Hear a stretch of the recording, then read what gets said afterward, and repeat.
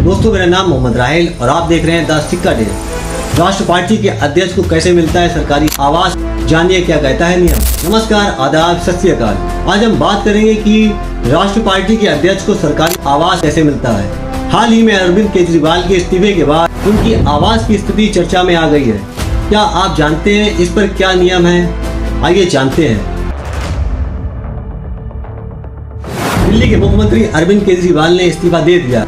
ऐसे में उन्हें मुख्यमंत्री का सरकारी आवास खाली करना होगा। इसके मद्देनजर आम आदमी पार्टी के राज्यसभा सांसद राघव चड्ढा ने उनके लिए सरकारी आवास आवंटित करने की मांग की है। उन्होंने कहा है कि पार्टी के राष्ट्रीय संयोजक होने के नाते अरविंद केजरीवाल को सुचारू ढंग से कामकाज जारी रखने के लिए केंद्र सरकार की ओर से सरकारी आवास आवंटित किया जाना चाहिए। इसी बहाने जान लेते हैं कि क्या राष्ट्रीय पार्टी के अध्यक्ष को आवास आवंटित करने का नियम है। ये नियम सांसद विधायक के नियम के कितने अलग हैं और कैसा होता है इनका आवास। वास्तव में राघव चड्ढा ने मांग की है कि अरविंद केजरीवाल के पास दिल्ली में अपना कोई आवास नहीं है, इसलिए उनको यह सहूलियत दी जाए। उनका कहना है कि यह कोई सुविधा नहीं है बल्कि एक साधन है। यह साधन राष्ट्र पार्टी को चलाने के लिए जरूरी है। वैसे भी नियमित आम आदमी पार्टी के राष्ट्रीय संयोजक होने के नाते अरविंद केजरीवाल को नई दिल्ली इलाके में एक बड़ा बंगला मिल सकता है। नियमों के अनुसार वह इसके हकदार हैं। केंद्र सरकार की ओर से राष्ट्रीय पार्टी के अध्यक्षों को नई दिल्ली में मकान उपलब्ध कराने की परंपरा भी रही है। भाजपा और कई दूसरी पार्टियों के अध्यक्षों को मकान मिल भी चुके हैं। अब 3 राष्ट्रीय पार्टियों के अध्यक्षों को बंगले मिले हैं।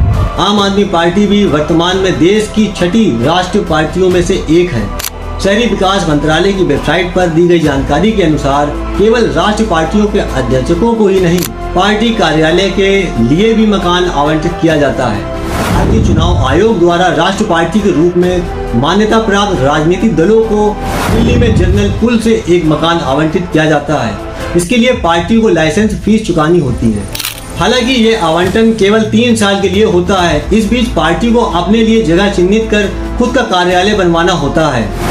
इसी वेबसाइट पर बताया गया है कि मान्यता प्राप्त राष्ट्रीय दल के अध्यक्ष को भी दिल्ली में एक आवास आवंटित किया जाएगा।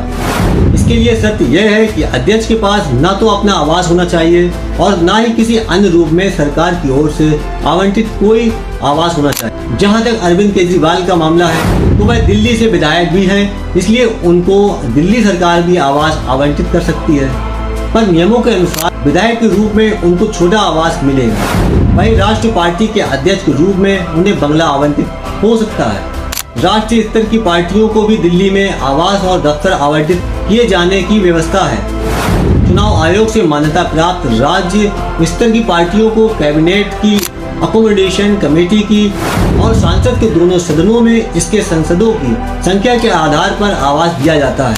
ऐसी पार्टियों के पास आवंटन के लिए संसद के दोनों सदनों में 7 सदस्य होने चाहिए। कार्यालय के लिए इन पार्टियों को कार्यक्रम और वल्लभ भाई पटेल हाउस में आवंटित किया जाता है।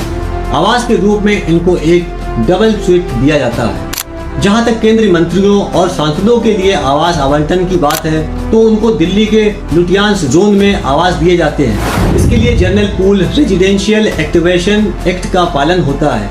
इसका जिम्मा केंद्रीय आवास और शहरी मामलों के मंत्रालय के डायरेक्टरेट ऑफ स्टेट के पास होता है। आधार पर अलग अलग टाइप के आवास मिलते हैं। इनमें से टाइप VIP से लेकर टाइप VIII तक के बंगले आवास केंद्रीय मंत्रियों, राज्य मंत्रियों और सांसदों को दिए जाते हैं। तो दोस्तों, ये थे कुछ महत्वपूर्ण राष्ट्र पार्टी के अध्यक्ष और सांसदों को सरकारी आवास मिलने के नियमों के बारे में। अगर आपको ये वीडियो पसंद आए तो लाइक और सब्सक्राइब जरूर करें। मिलते हैं अगले एपिसोड में।